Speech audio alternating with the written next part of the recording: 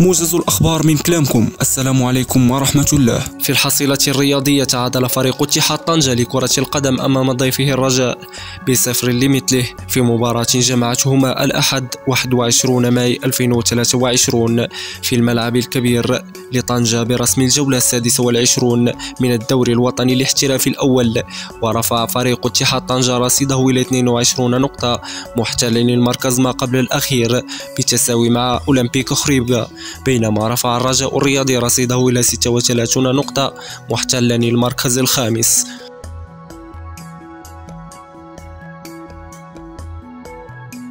فاز فريق نهضة بركان لكرة القدم على مضيفه مولودية وجدة ب2-1 في مباراة جمعتهما الأحد 21 ماي 2023 في الملعب الشرفي بمدينة وجدة برسم الجولة 26 من الدوري الوطني الاحترافي الأول. وبذلك رفع فريق نهضة بركان رصيده إلى 37 نقطة وارتقى إلى المركز الخامس، بينما تجمد رصيد مولودية وجدة عند 25 نقطة، محتلا المركز الثالث عشر. وفي مباراة أخرى فاز فريق شباب المحمدية على مضيفه شباب السوالم الرياضي ب3-1، بينما فريق أولمبيك خريبكا تعادل أمام ضيفه الدفاع الحسني الجديدي.